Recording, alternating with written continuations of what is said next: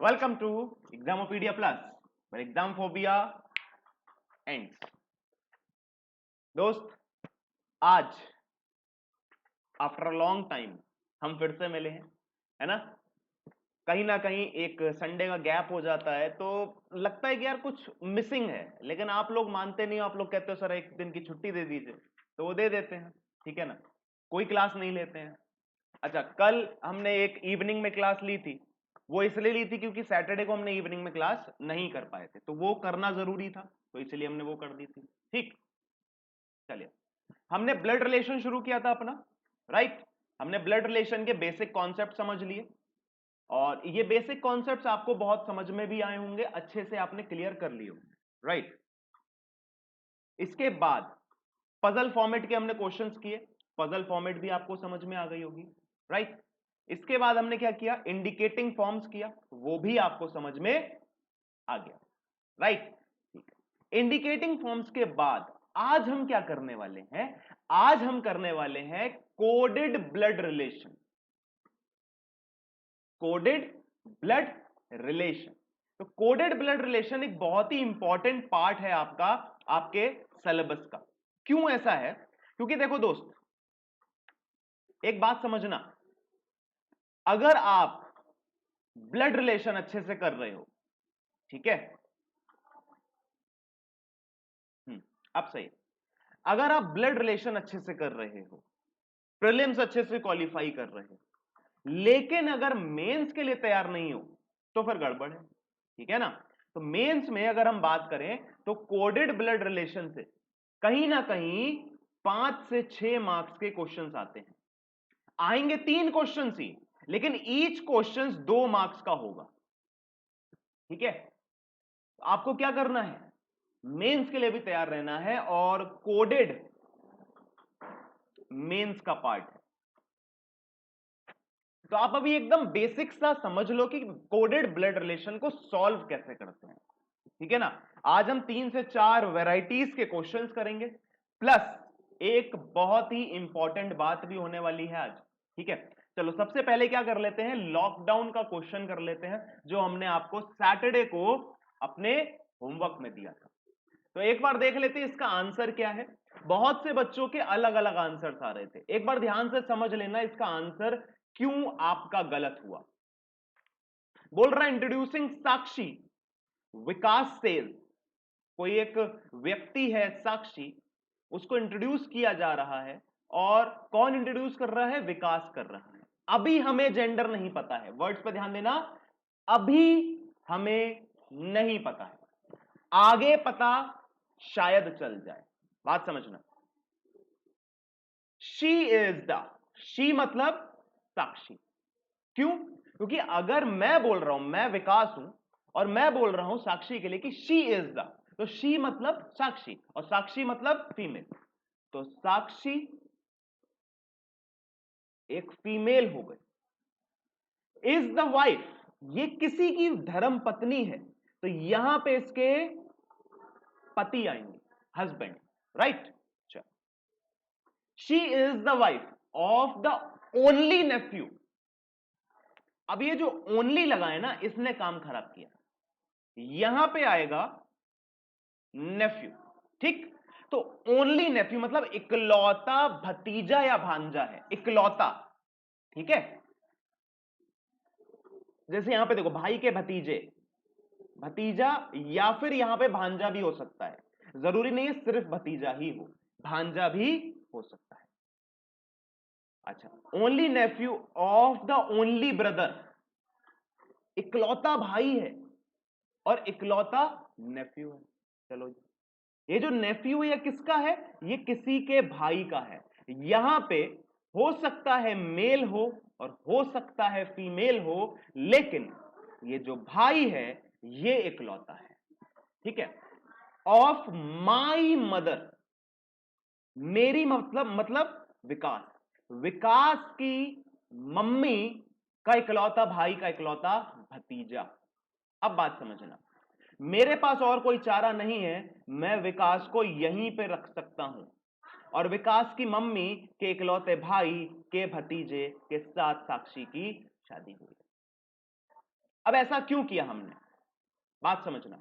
बहुत से लोग ये सोच रहे होंगे सर ये जो भाई है क्या इसकी कोई और बहन नहीं हो सकती, ओनली ब्रदर बोला है ना, तो सिस्टर्स तो दो हो सकती हैं, और इसका बेटा हुआ अगर विकास तब। तो भैया मुझे एक बात बताओ, क्या विकास ओनली नेफ्यू बन पाएगा? नहीं ना। यहां पे मैं कह रहा हूं कोई भी XYZ पर्सन आप ले लो, और आप कह रहे हो विकास यहां पे है, तो क्या इस बंदे का, ये जो भाई है इकलौता भाई, इसका क्या विकास इकलौता भतीजा बन पाया? नहीं बन पाया ना। और लेकिन हमको बोला है कि वो इकलौता भतीजा है, इसीलिए विकास यहां पे आएगा। जो लोग बोल रहे थे कि मे बी वाइफ हो सकता है, सिस्टर इन लॉ हो सकता है, फलाना ढिमाका, वो बहुत सारी चीजें बोल रहे हैं कि सिस्टर इन लॉ भी तो हो सकती है। सिस्टर इन लॉ कैसे हो सकती है? अगर यहां पे कोई XYZ पर्सन हो और यहां पे इसकी कोई बहन हो और इसका बेटा हो विकास। दिखाई दे रहा है? दिख रहा है ना? देखो यहां पे ये लिखा है, अगर इसका बेटा हम बना देंगे विकास, तो विकास की ये साक्षी जो हो जाएगी सिस्टर इन लॉ हो जाएगी, लेकिन हम विकास को ऐसे बना नहीं सकते। क्यों? क्योंकि हमको बोला है ओनली नेफ्यू। ओनली नेफ्यू का मतलब है कि एक ही भतीजा या भांजा है, तो विकास बाय डिफॉल्ट यहीं पे आएगा। अब साक्षी कैसे संबंधित है विकास से? तो वो वाइफ है, ये फुल प्रूफ हो गया है। वो इसके अलावा कोई और रिलेशन शेयर कर ही नहीं सकती अकॉर्डिंग टू दिस कंडीशन। ठीक है ना? चलो अगले क्वेश्चन पे आ जाते हैं, और ये भी हमारा एक होमवर्क में था। आपको बोला गया है pointing to Ashwani Harshit said. अब सवाल यह था कि बहुत सारे लोग कह रहे थे सर अश्वनी का जेंडर क्लियर नहीं हो रहा यहां पे, इसीलिए इसका आंसर CND है। इसका देखो दोस्त आंसर तो CND है, लेकिन रीजन ये नहीं है कि अश्वनी का जेंडर क्लियर नहीं है, रीजन कुछ और है। अश्वनी का जेंडर तो क्लियर होगा, यहां पे देख लो आगे। आई एम, आई मतलब हर्षित, हर्षित कुछ बोल रहा है ना, तो आई एम, मैं हर्षित हूं और आई एम द ओनली सन, तो हर्षित इज द ओनली सन, ये किसी का बेटा है, किसी का बेटा है ना। यहां पे इसके पेरेंट्स होंगे, एक तरीके से यहां पे इसके पेरेंट्स होंगे। I am the only son of the, of one of the, of one of the sons of his father, his मतलब अश्वनीज फादर। अब बात समझना, अश्वनी का जेंडर पहले बता देते, क्लियर हुआ कि नहीं हुआ। देखो हिज लगा है, हिज मतलब क्या होता है? हिज मतलब होता है मेल, तो अश्वनी का जेंडर तो क्लियर हो रहा है। हिज फादर लिखा है ना, मैं देखो मैं हर्षित हूं और मैं अश्वनी को देख के कुछ बोल रहा हूं कि हिज फादर, तो हिज मतलब लड़का, हर फादर बोलता तो वो लड़की हो जाती। ठीक है, तो अश्वनी का जेंडर क्लियर हुआ है। अब बोल रहा है ये जो बेटा है, I am the only son of one of the sons, मतलब किसी एक बेटे का बेटा हूं, of one of the sons of his father, मतलब कि अश्वनी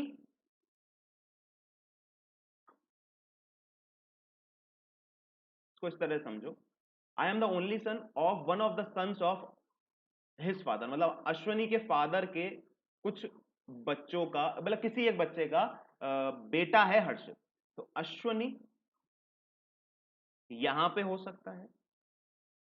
ठीक, और इसका जो बेटा होगा ऐसे समझो,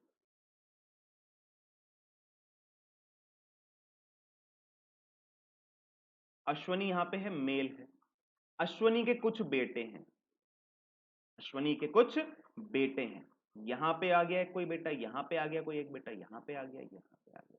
ठीक है, बोला है I am the son, only son of one of the sons of his father, मतलब कि अश्वनी के बच्चों का, वन ऑफ द सन्स का ओनली बेटा है।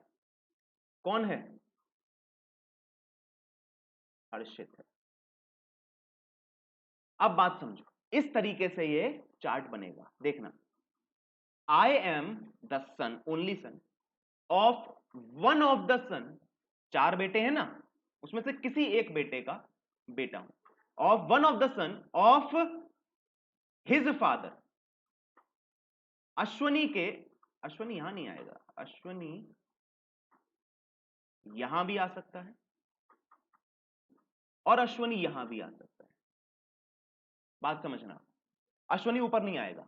या तो अश्वनी के पापा के 2, 3, 4 कुछ भी बेटे हो सकते हैं ना, तो अश्वनी के भाई का बेटा हो सकता है हर्षित इस तरीके से, और या फिर अश्वनी का बेटा हो सकता है।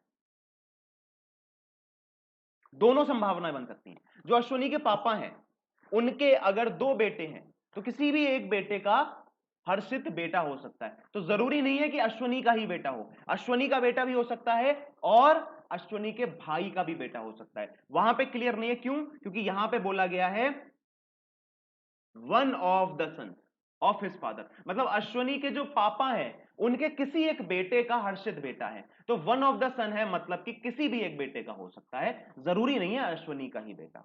ठीक है, अश्वनी का जेंडर तो क्लियर हो रहा है, लेकिन मुझे यह नहीं पता चल रहा कि how is Ashwani related to Harshit. Ashwani इस वाले सेंस में, इस वाले सेंस में अश्वनी कौन बन जा रहा है? अंकल।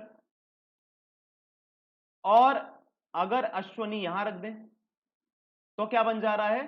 फादर। तो ये दोनों संभावनाएं बन रही हैं, या तो अंकल होगा या फादर होगा। तो मुझे यहां पे क्लियर नहीं है, इसीलिए इसका आंसर क्या जाएगा? सी एंड डी जाएगा। क्लियर है बात? बात समझ में आ रही है या नहीं आ रही? ठीक है, चलो। अच्छा, एक इंपॉर्टेंट बात है, बहुत जरूरी, बहुत ही ज्यादा जरूरी बात आज करने वाला हूं आपसे, और ये इतनी इंपॉर्टेंट है कि ऐसे समझ लो आज के इस सेशन में सबसे ज्यादा इंपॉर्टेंट बात है। लेकिन आज नहीं करूंगा, अभी नहीं करूंगा। कब करूंगा? सेशन के एंड में करूंगा। ठीक है, तो भैया सेशन को आखिरी तक देख के जरूर जाना, क्योंकि आखिरी में बहुत कुछ इंपॉर्टेंट बात बताने वाला हूं। एक बहुत ही इंपॉर्टेंट बात आपको बताने वाला हूं, बहुत इंपॉर्टेंट बात है, छोड़ने की गलती मत करना, मतलब कि इस चीज को निगलेक्ट करने की गलती मत करना, बहुत इंपॉर्टेंट बात है। ठीक है, चलो।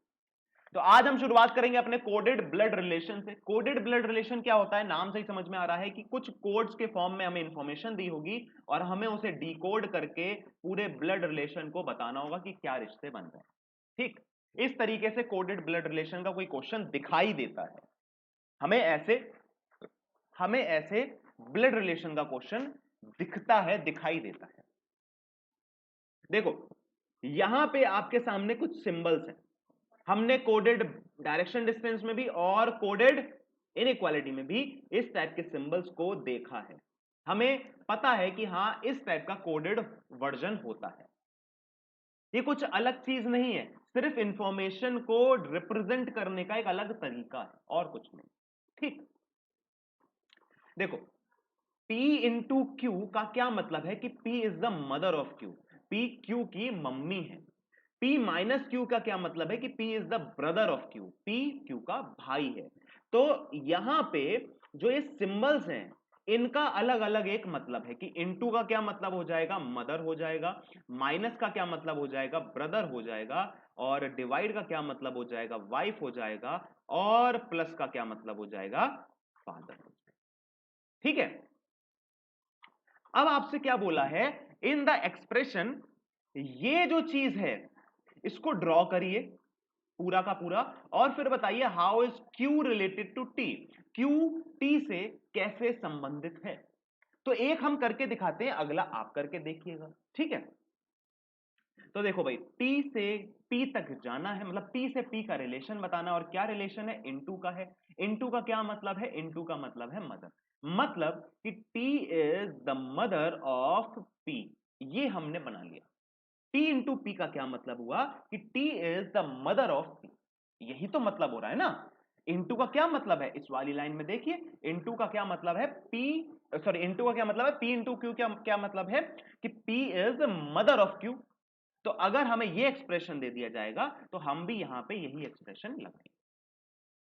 अब लिखा है P divided by R, means ये वाला एक्सप्रेशन लग जाएगा कि P is the wife of R, मतलब P is the wife of R, और R क्या हो जाएगा? मेल हो जाएगा। ठीक है, अच्छा, R प्लस क्यू है तो R प्लस क्यू यहां पे आ जाएगा कि R is the father of Q, और फिर यहां पे आ जाएगा कि Q माइनस S, मतलब कि Q is the brother of S। ये आपने एक कंप्लीट चार्ट बना लिया, आपने इसका डायग्राम ड्रॉ कर लिया। अब आपको क्या करना है, आपको अपने सवाल का जवाब देना है। ठीक है, चलो, तो आपको अपने सवाल का जवाब देना है और आपके सवाल का क्या जवाब है ये समझो।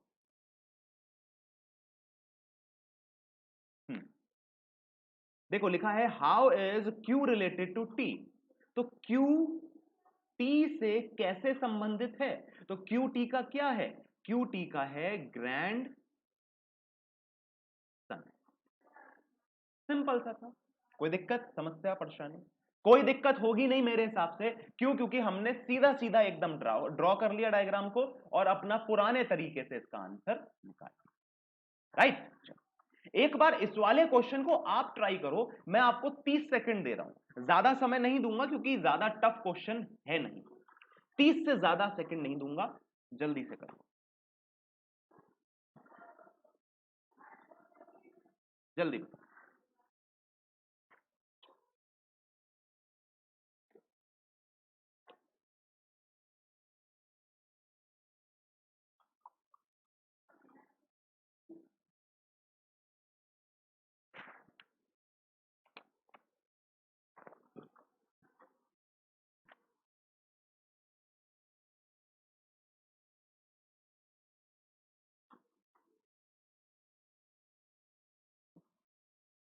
हाँ भैया, 30 सेकंड तो पूरे हो गए।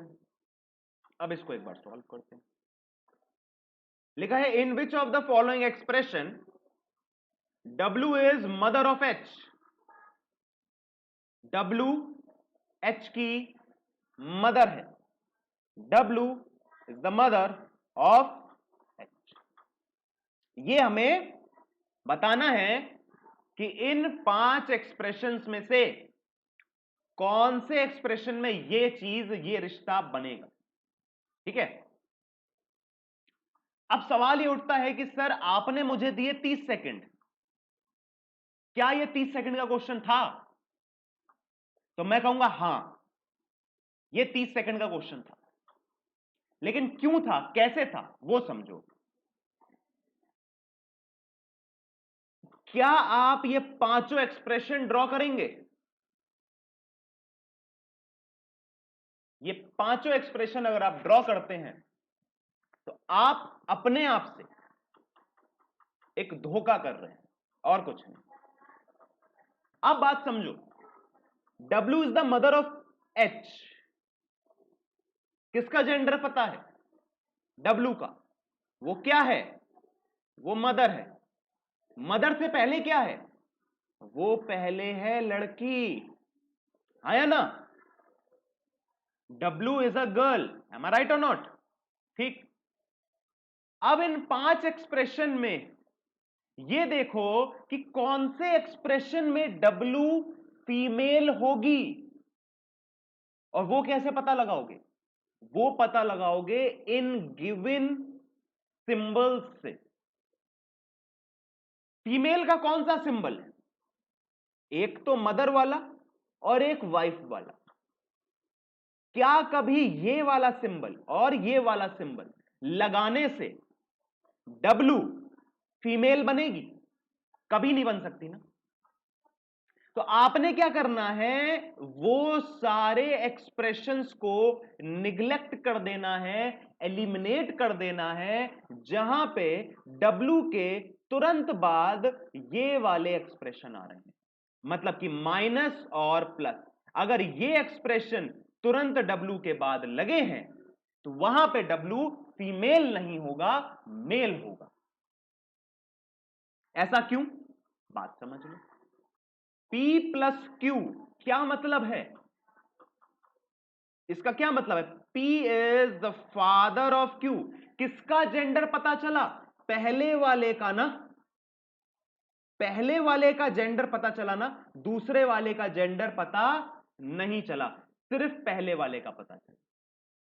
तो अगर कहीं पे कोई एक्सप्रेशन लिखा है तो उसका हम डिकोडिंग कर सकते हैं। जैसे कि एक बार पहले वाले को देखते हैं, एक बार डिटेल में समझ लो, फिर जिंदगी में कभी भी दिक्कत नहीं आएगी।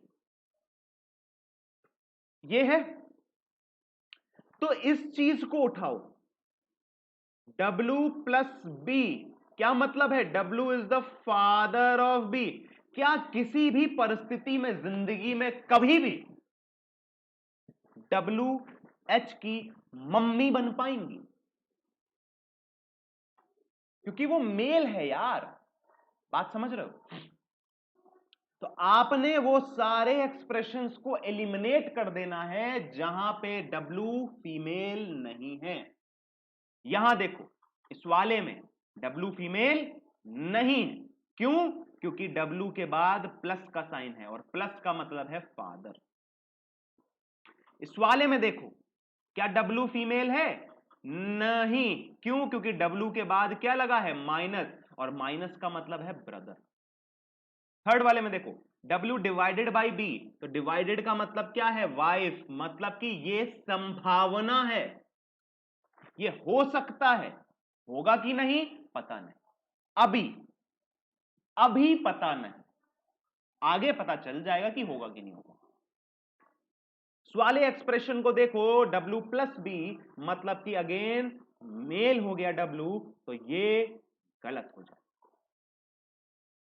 W इंटू बी, मतलब कि W is the mother of B, मतलब कि ये भी संभावना है, ये संभावना है। ठीक है, अब बात समझते हैं, क्या मैं इन पूरे एक्सप्रेशन को ड्रॉ करूं? अभी भी मैं कहूंगा नहीं, इस पूरे एक्सप्रेशन को भी मुझे ड्रॉ नहीं करना है दोस्त। क्यों? क्योंकि देखो U into W divided by B minus H minus L। अब मुझे कहां से कहां का रिश्ता चाहिए? W से H का ना। तो मैं अगर सिर्फ ये चीज को ड्रॉ कर लूं तो क्या मुझे आंसर नहीं मिल सकता? मिल सकता है ना। तो मैं पूरे एक्सप्रेशन को क्यों ड्रॉ करूं? क्या ज्यादा समय है मेरे पास? फालतू समय है? नहीं ना। तो सिर्फ इतने एक्सप्रेशन को ड्रॉ किया जाएगा, बाकी के एक्सप्रेशन को ड्रॉ नहीं किया जाएगा।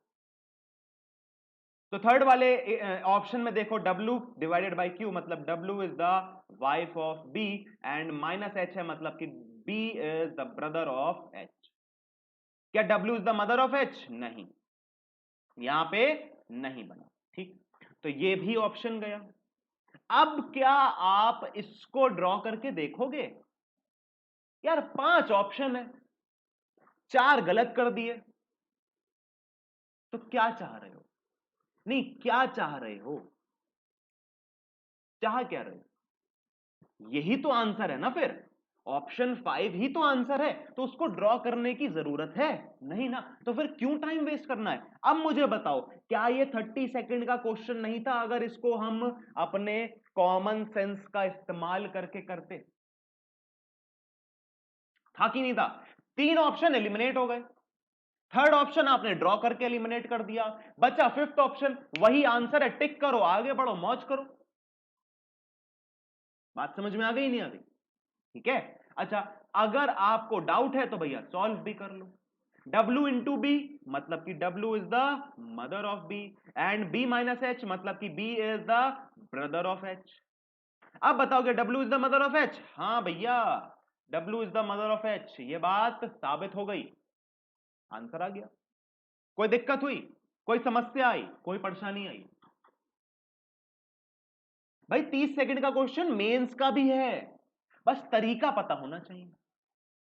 ठीक है, चलो, अब ये एक्सप्रेशंस भी अलग हैं और आपके इंस्ट्रक्शंस भी अलग हैं, एकदम डिफरेंट क्वेश्चन है, क्योंकि यहां पे जो एक्सप्रेशंस थे ये मैंने बदल दिए। ये नेक्स्ट क्वेश्चन है एक तरीके से।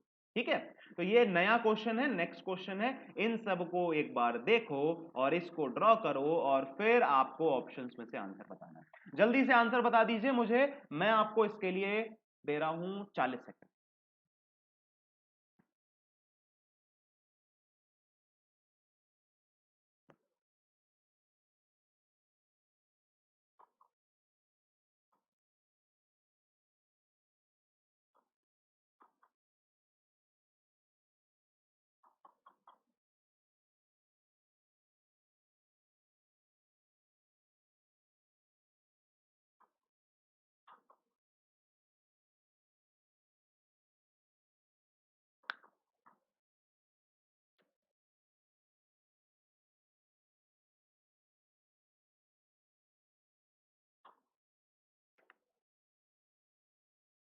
भाई 40 सेकंड पूरे हो गए,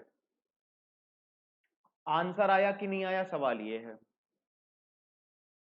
तो एक बार देख लेते हैं, how is F related to C. F यहां पे, सी यहां पे। देखो यहां पे आपको समय बचाना है, मैं इस एक्सप्रेशन को भी नहीं बनाऊंगा, मैं इतना कामचोर हूं, मैं इस एक्सप्रेशन को भी नहीं बनाने वाला। क्यों? क्योंकि मुझे यहीं से यहीं का चाहिए, बात खत्म। ठीक।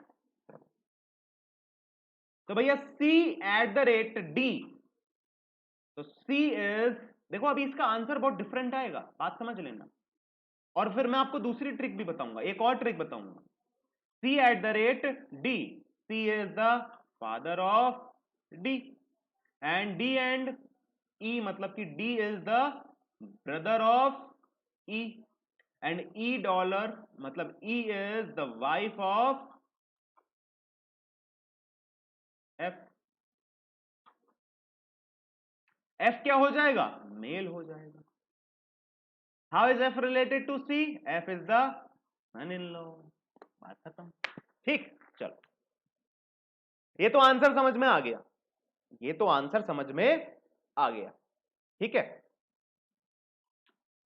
अब एक बात समझो, ये सारी चीजें प्रैक्टिस पे डिपेंड करती हैं, ये सब प्रैक्टिस पे डिपेंड करता है, आपका कॉमन सेंस यूज होना चाहिए। आपको बताना है एफ का रिलेशन, मतलब एफ का जेंडर पता होना जरूरी है। तुरंत देखा ये एक्सप्रेशन, ये क्या है? E is the wife of F। ठीक, F क्या निकला? मेल निकला ना, तो ये एक्सप्रेशन गए, मतलब ये दोनों ऑप्शंस गए। क्यों? क्योंकि F है मेल और ये दोनों ऑप्शंस क्या हैं? फीमेल वाले हैं, तो ये तो वैसे ही गए। तो CND भी गया, क्योंकि मुझे F का जेंडर पता है। CND तब आता जब F का जेंडर नहीं पता होता। अब सवाल ये उठता है कि फादर इन लॉ लगाऊं कि सन इन लॉ। अब यार एक बात देखो, जब आप आगे से पीछे तक जा रहे हो ना, मतलब इधर से इधर, लेफ्ट टू राइट, तो कहीं ना कहीं ये प्रैक्टिस पे डिपेंड करता है कि ज्यादातर चांसेस ये होते हैं कि जनरेशन ऐसे बनेगी, मतलब ऊपर से नीचे आओगे आप। ठीक है, तो अगर F बाद में लिखा है तो कहीं ना कहीं नीचे वाली जनरेशन का आंसर होगा, ऊपर वाली जनरेशन का आंसर नहीं हो सकता। ये सब प्रैक्टिस पे डिपेंड करता है। आप अगर इतना रिस्क लेना चाहते हो, मान लो सपोज फॉर एन एग्जांपल, आप मेंस में हो और आपके पास सिर्फ और सिर्फ 20 सेकंड बचे हैं और ये क्वेश्चन खुल गया, तो आप ये सारे तरीके लगा के आप इस आंसर को टिक कर सकते हो। ये मेरा अपना एक तजुर्बा है। ठीक है, कि जब आप पूरे एक्सप्रेशन को सॉल्व करने में आपको समय लगेगा, फिर आप आंसर तक पहुंचोगे, थोड़ा समय जाएगा, हो सकता है आप इसका आंसर टिक कर पाओ या ना कर पाओ, तो ये सारे पैतरे अपना के आप अपना आंसर टिक कर सकते हो। ये सिर्फ उन लोगों के लिए है जिनके कॉन्सेप्ट्स क्लियर हैं, ये उन लोगों के लिए बिल्कुल नहीं है तरीका जो एकदम फ्रेश हैं, जो नए हैं, या फिर जिनके कॉन्सेप्ट्स में उतना दम नहीं, क्योंकि वो ऐसे तरीके अपनाने में घबराएंगे भी और उन्हें कॉन्फिडेंस भी नहीं होगा। मेरे साथ ऐसा नहीं है, मेरा अगर यहां पे मैं अगर अपना देखो, मेरा ये मेरा तरीका है, ये मैं आपको अपनी सोच, अपना एक एजेंडा बता रहा हूं कि मैं क्या करता हूं जब मेरे पास समय कम होता है। तो मैं इस तरीके से आंसर लगा देता हूं जहां पे मुझे कंफर्म भी है, श्योरिटी भी है कि यही आंसर होगा। तुक्का नहीं लगाया मैंने तुक्का नहीं लगाया, सिर्फ श्योरिटी के बेसिस पे कि हाँ कैलकुलेशन बिठाई, 4 ऑप्शन एलिमिनेट हो गए, बचा हुआ एक ही तो ऑप्शन होगा, बात खत्म। ठीक है, अगले क्वेश्चन पे आते हैं और यहां पे भी आपको थोड़ा बहुत इसी टाइप से कुछ देखना है। एक बार देखो, समझो, जानो, पहचानो कि क्या आंसर हो सकता है, जल्दी से।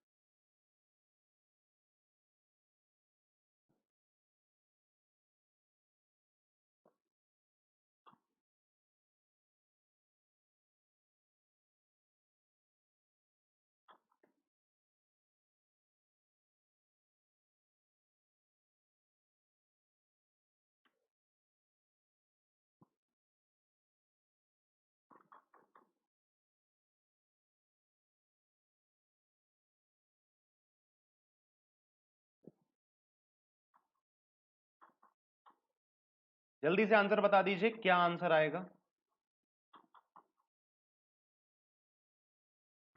हम्म।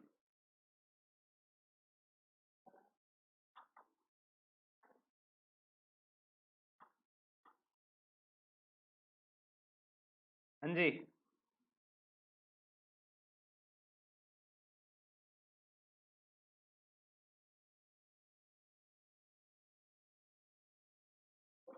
हम्म। चलो एक बार सॉल्व करके देखते हैं, फिर समझते हैं इसका आंसर क्या होगा। देखो भाई, ओ से रिलेशन पूछा है जेस चाइल्ड। चलो भाई, ओ यहां पे है, जे यहां पे है, आगे बढ़ जाते हैं, पूरा के पूरा ड्रॉ करना है। तो जे एट द रेट के मतलब कि J is the father of K, and K dollar L मतलब कि K is the wife of L, and L at the rate मतलब L is the father of, L is the father of M, and M is the sister of N, and N is the wife of O. ये आपने draw कर लिया। अब पूछा क्या गया है, how is O related with J's child. J से रिश्ता नहीं पूछा है, J के चाइल्ड से पूछा है। तो J का चाइल्ड हुआ K, और K का O क्या लगेगा, K का O लगेगा सन इन लॉ। तो आंसर क्या आ जाएगा, सन इन लॉ। ठीक है। अब देखो फिर से वही चीज थी, एन डॉलर ओ मतलब कि N is the wife of O. तो ओ कहीं ना कहीं मेल होगा, तो ओ कहीं ना कहीं मेल यहां पे है, यहां पे है, यहां पे है। ये ऑप्शन एलिमिनेट, ये ऑप्शन एलिमिनेट। ठीक। अब देखो जे से ओ तक जा रहे हैं, तो कहीं ना कहीं ओ नीचे ही आएगा, आएगा ना। और बोला गया है जे के चाइल्ड से, मतलब कि फादर इन लॉ तो किसी भी परिस्थिति में होगा नहीं, किसी भी परिस्थिति में फादर इन लॉ तो होगा नहीं। अच्छा, जे का चाइल्ड बोल दिया तो ग्रैंडसन होने की संभावना बहुत कम हो जाती है, सन इन लॉ ही आंसर होना चाहिए। ये मेरा एक तजुर्बा है, या फिर एक अपनी एक बेसिक सी कैलकुलेशन है। अगर इसके साथ नहीं जाना है, क्योंकि यहां पे रिस्क बहुत है, तो अगर रिस्क नहीं लेना है तो आप इस तरीके से जाइए, ज्यादा समय नहीं लगना है। आपका क्या है, 2 मार्क्स पक्के हो जाए। ठीक है, चलो अगले क्वेश्चन पे आ जाते हैं। यहां पे भी हमने एक्सप्रेशंस बदल दिए हैं और क्वेश्चन भी बदल दिया है। जल्दी से इसको सॉल्व करिए, और मैं आपको समय दे रहा हूं सिर्फ और सिर्फ कितना, 30 सेकंड, 40 सेकंड दे देते हैं। चलो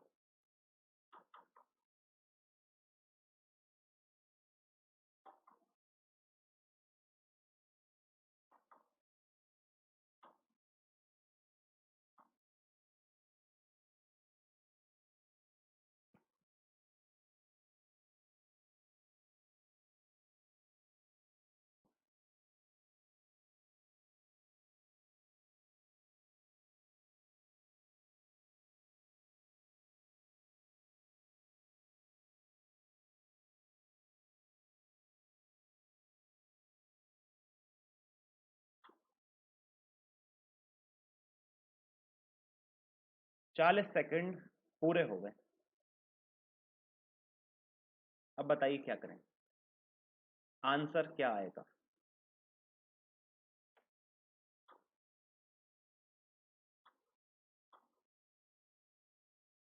चलिए एक बार समझते हैं।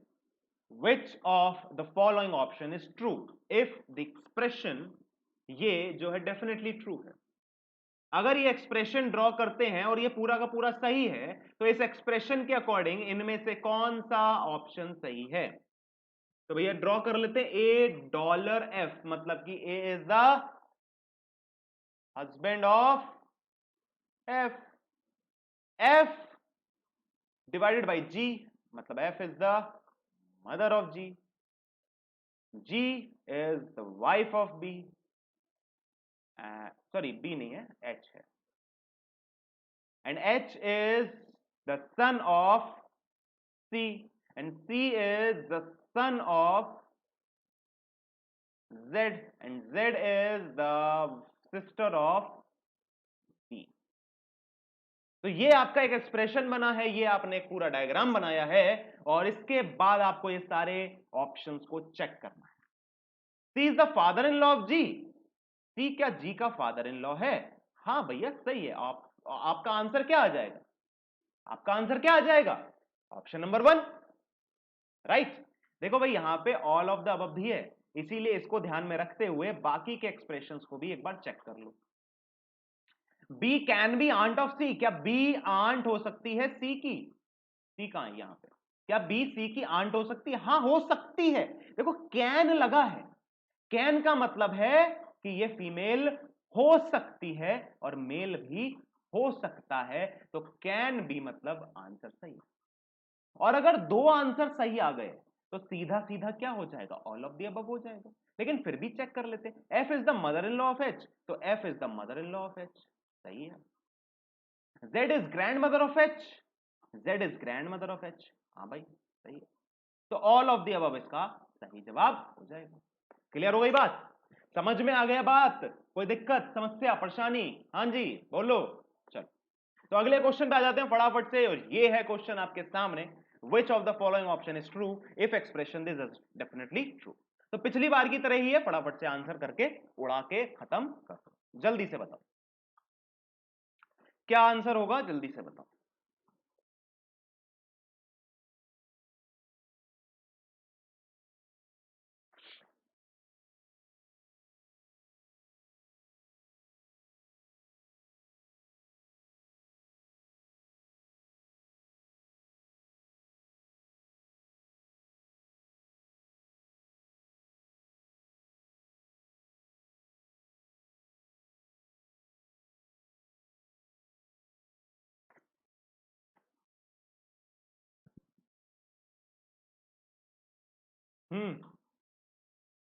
क्या आंसर आएगा भाई?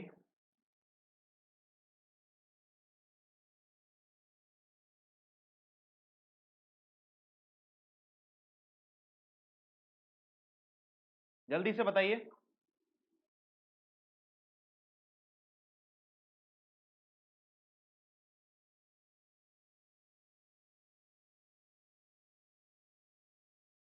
चलो एक बार सॉल्व करने की कोशिश करते हैं। विच of the following option is true if the expression this is definitely true. तो भैया x पावर y मतलब कि x is the wife of y and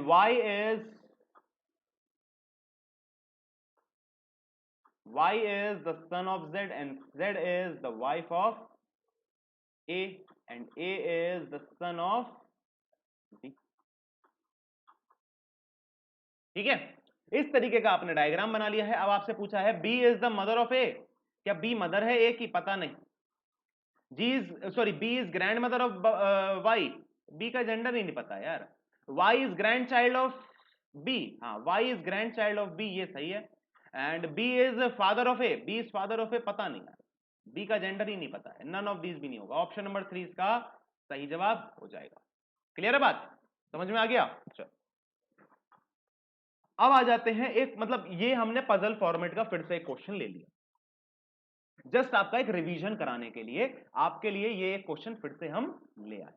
जल्दी से इसको करके खत्म कर देते हैं, उड़ा देते हैं, और फिर हम क्या करेंगे? अपनी इंपॉर्टेंट बात करेंगे और फिर कुछ और चीजें भी करेंगे। ठीक है, तो बहुत ही इंपॉर्टेंट पार्ट होने वाला है अब वीडियो का। ठीक है, तो सबसे पहले इस क्वेश्चन को करके उड़ा दो। 30 सेकंड का टाइमर शुरू।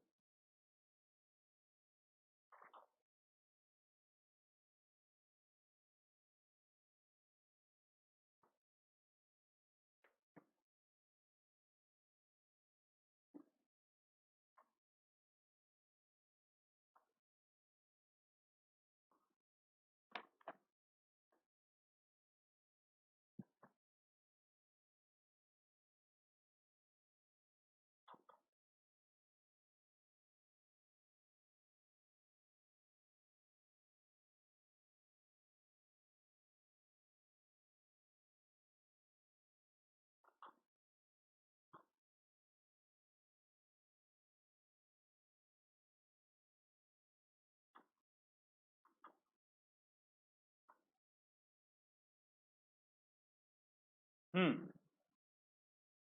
अब देखो, study the following information carefully and answer the following question below. Hindi का पार्ट हटा दें, हिंदी का पार्ट हटा दें, ठीक है।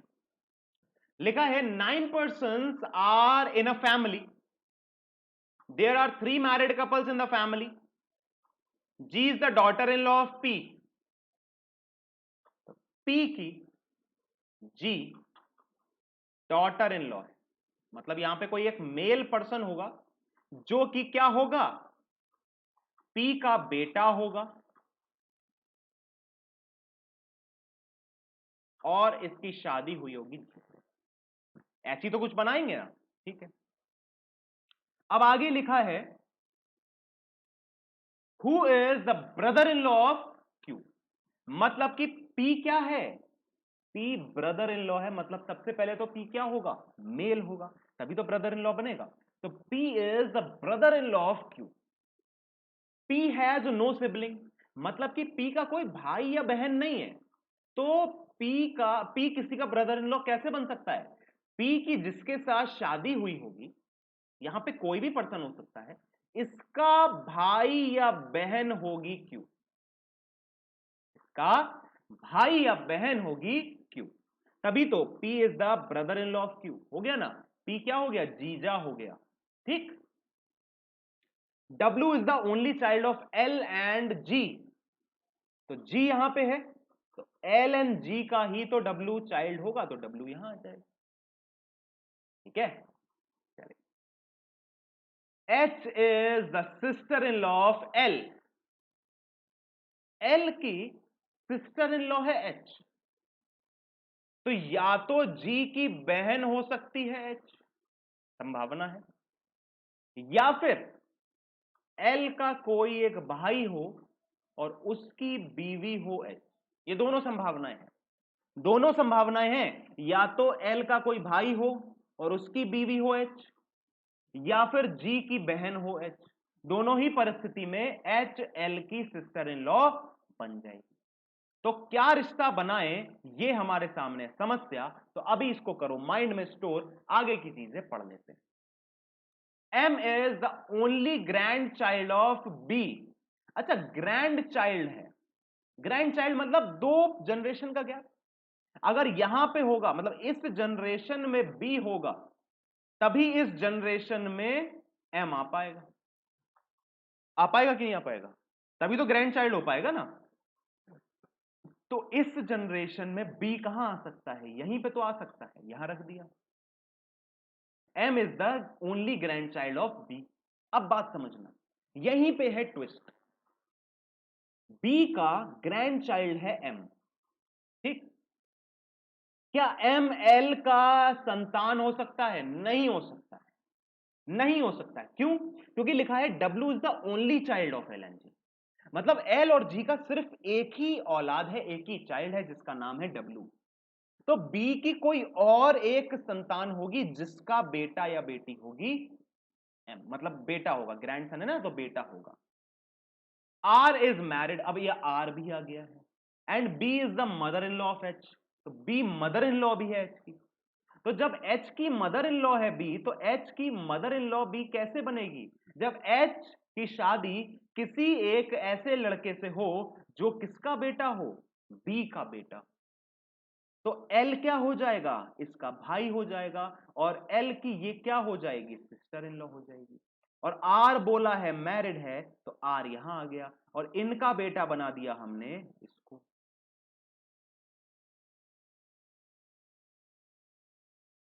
अच्छा, W का जेंडर क्लियर होगा कि नहीं होगा, हां भाई W का जेंडर भी क्लियर होगा, कैसे होगा ये समझो। M is the only grandson, M इकलौता पोता या नाती है, पोता या नाती है, मतलब ग्रैंड सन है, ग्रैंड सन है, तो W क्या हो जाएगा, ग्रैंड डॉटर ही तो हो जाएगी, W ग्रैंड डॉटर ही तो होगी ना, क्योंकि अगर M ओनली ग्रैंड सन है तो W भी तो ग्रैंड चाइल्ड है, तो W को ग्रैंड डॉटर होना जरूरी है। हाँ, Q का जेंडर क्लियर नहीं होगा तो उसको ऐसे ही रहने दो, ये आपका एक कंप्लीट चार्ट बनेगा। ये इस तरीके से आपने कंप्लीट चार्ट इसका ड्रॉ करना। क्लियर है बात, समझ में आ गया? चलो, तो अब आगे की चीज एक देख लेते हैं। G is related to R, तो G R से कैसे संबंधित है? How is G related to R? तो G क्या हो जाएगा? Sister in law. How is W related to B? तो W क्या हो जाएगा? Granddaughter. How is Q related to W? तो Q W का है, Q related to W, W कहां, सॉरी Q W से कैसे संबंधित है? तो Q PMD। ठीक है ना? हमें पता नहीं कि Q का क्या रिलेशन है, मेल होगा तो कुछ और है, फीमेल होगा तो कुछ और है, तो मुझे नहीं पता, इसलिए इसको छोड़ देने में ही भलाई है। बात क्लियर हो गई? समझ में आ गई? कोई दिक्कत, समस्या, परेशानी? हाँ जी बोलो। नहीं ना? आपने ये भी कंप्लीट कर लिया क्वेश्चन। अब हम क्या कर लेते हैं भैया, फाइनली हम क्या कर लेते हैं, एक इंपॉर्टेंट बात कर लेते हैं। ठीक है, चलो अब भैया अपनी कुर्सी की पेटी बांध लो, क्योंकि अब बहुत ही जरूरी बात होने वाली है। ठीक है, हो सकता है मुझे स्क्रीन से जाना पड़े, लेकिन आपको मेरी आवाज सुनाई देती रहेगी। ठीक है,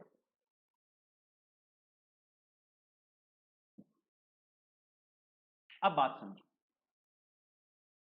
हमने 13 जुलाई को अपना रीजनिंग का एक क्रैश कोर्स शुरू किया था। ठीक है ना? शुरू किया था। इस क्रैश कोर्स में, अच्छा नीचे की चीजें मैं हटा देता हूं ताकि थोड़ा सा विजिबिलिटी में इशू ना आए। ठीक है ना? अभी सही है, नीचे वाली चीजें मैंने हटा दी। हमने क्रैश कोर्स में सबसे पहला टॉपिक क्या किया? हमने सबसे पहले किया, मैं अपने आप को थोड़ा सा इनविजिबल कर रहा हूं, हमने सबसे पहले इनइक्वालिटी के 4 क्लासेस कंप्लीट करी। 4 क्लासेस में हमने 7 टाइप्स की इनइक्वालिटी को कंप्लीट किया, और फिर उसके बाद एक कंप्लीट इनइक्वालिटी की क्लास ली, जहां पे 7 टाइप की इनइक्वालिटी आई। राइट? तो हमने 5 क्लासेस में, कंप्लीट 5 क्लासेस में हमने पूरा का पूरा इनइक्वालिटी कंप्लीट किया। राइट? इसके बाद हम क्या लेके आए? 8 टाइप की कोडिंग्स लेके आए। कोडिंग एंड डिकोडिंग को हमने 5 कंप्लीट पार्ट में कंप्लीट किया, और फिर इसका हमने एक रैपिड फायर राउंड भी चलाया। तो यहां पे हमने इसकी कितनी क्लासेस करी? 6 क्लासेस इसकी भी कर ली। फिर हमने ऑर्डर एंड रैंकिंग को कंप्लीट किया। 5 कंप्लीट क्लासेस में हमने ऑर्डर एंड रैंकिंग की तैयारी कंप्लीट करी। राइट? अभी हम क्या कर रहे थे?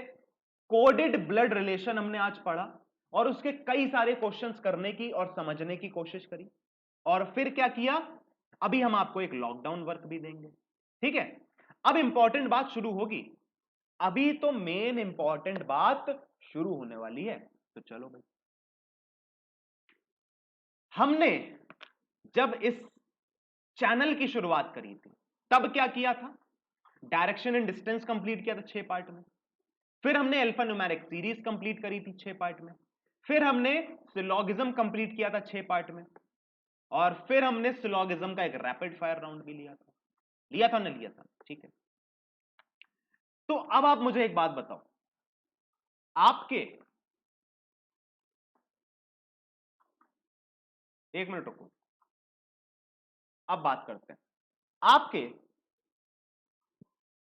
प्रीलिम्स में कौन कौन से टॉपिक्स आते हैं? डायरेक्शन, अल्फा न्यूमेरिक, सिलॉगिज्म, फिर इनइक्वालिटी, कोडिंग, ब्लड रिलेशन, फिर ऑर्डर एंड रैंक। ये 7 टॉपिक आते हैं। इसके बाद क्या आती हैं? एक आता है पजल और सिटिंग। ठीक, पजल और सिटिंग को अभी हम साइड हटा देते हैं। अभी हम इसको साइड हटा देते हैं। अभी सिर्फ और सिर्फ इसकी किसकी बात करते हैं? मिसलेनियस की बात करते हैं। क्योंकि मैं पजल और सिटिंग के लिए एक बेस्ट, मतलब ना, बेस्ट अपॉर्चुनिटी ढूंढ रहा हूं। ठीक, कि कब इसको शुरू किया जाए। तो बहुत जल्दी आपके लिए पजल और सिटिंग का भी हम क्लास शुरू करेंगे और बहुत ही अच्छे से शुरू करेंगे, तो उसके लिए एकदम भी परेशान होने की जरूरत नहीं है। तो मिसलेनियस में 7 टॉपिक आते हैं और सातों को हमने कहीं ना कहीं किसी ना किसी तरीके से कंप्लीट किया है, जिसमें हमने ये कंप्लीट किए थे पहले और ये कंप्लीट किए अपने क्रैश कोर्स में। इनको हमने क्रैश कोर्स में कंप्लीट किया नहीं किया, ठीक, और ये हम पहले कंप्लीट कर चुके हैं। तो अब मैं क्या सोच रहा हूं कि भाई क्रैश कोर्स में हमने इनको तो शुरू कर दिया और इनको खत्म कर दिया, लेकिन क्रैश कोर्स में क्रैश कोर्स में हमने इनको कंप्लीट नहीं किया, राइट। तो इनके लिए मैंने एक चीज सोची है, वो क्या सोची है वो समझ लो, यही है सबसे इंपॉर्टेंट बात। इन चीजों के लिए मतलब direction distance, alpha numeric series और क्या सिलॉगिज्म के लिए मैंने एक चीज सोची है, और वो क्या सोची है, वो सोची है कि इनका एक कंप्लीट एमसीक्यू सेशन करा दिया जाए। Most important 100 questions for syllogism, alpha numeric series and direction distance. आज नहीं होगा, इसका पार्ट 1 बहुत जल्दी देखने को मिलेगा। बहुत जल्दी क्या, आपको कल ही देखने को मिलेगा, ठीक है। तो कल से हम क्या शुरू कर रहे हैं, most important 100 questions for syllogism, alpha numeric series and direction.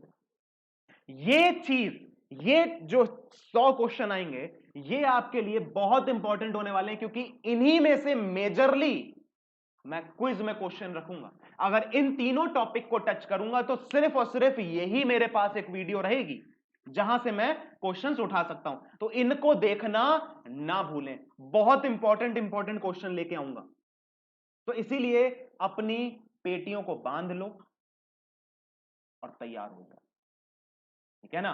अब बहुत ही मजा आने वाला है, क्यों, क्योंकि हम मोस्ट इंपॉर्टेंट मतलब कि जो क्वेश्चंस एग्जाम में देखे गए थे वो क्वेश्चंस मैं आपके लिए लेके आऊंगा। तो कहीं ना कहीं हम एग्जाम ओरिएंटेड तैयारी करेंगे, किसके लिए, आईबीपीएस आरआरबी और आईबीपीएस पीओ, दोनों के लिए हम ये तैयारी करेंगे। बात समझ में आ गई, समझ में आ गई या नहीं आ गई।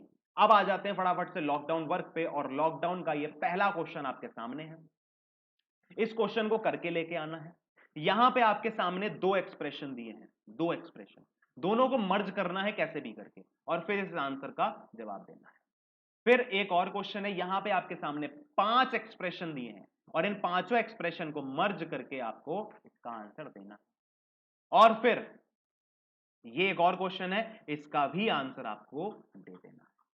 तो आपके लिए 3 क्वेश्चन है, इंस्ट्रक्शन सब में सेम है, सिर्फ क्वेश्चन अलग है। तो एक क्वेश्चन के 3 पार्ट है, इसको पूरा कंप्लीट करके आपको मुझे देना है। अच्छा, एक और बात, आप ध्यान देख रहे होगे, यहां पे 2 मार्क्स, ठीक है, यहां भी 2 मार्क्स ऊपर टॉप राइट कॉर्नर पे, और यहां भी 2 मार्क्स। मतलब ये पूरा का पूरा जो क्वेश्चन है ना, ये एग्जाम ओरिएंटेड है, मेंस के एग्जाम में पूरे आने की संभावना है, और ये 6 मार्क्स के 3 क्वेश्चंस आएंगे, ठीक है ना। तो इसको करना बहुत जरूरी है। सभी लोग मेरे को कमेंट सेक्शन में आंसर बताना, कैसे कैसे बताओगे आंसर, आंसर बताओगे जैसे क्वेश्चन नंबर 27 का क्या आंसर है, क्वेश्चन नंबर 28 का क्या आंसर है, sorry 28 and 29, and question number 30 का क्या आंसर है। तो इस तरीके से आपने मुझे बताना, 28, 29, 30, ठीक। चलो, आज के लिए इतना ही रखते हैं, मिलेंगे अगले सेशन में, और अगले सेशन में हम क्या करेंगे, एक धमाकेदार मोस्ट इंपॉर्टेंट क्वेश्चंस करने वाले हैं। तब तक के लिए क्या करना है दोस्त, तब तक के लिए जो ब्लड रिलेशन की दोनों वीडियो ये देख लेना और प्लेलिस्ट देख लेना। Stay healthy, stay safe, thank you very much.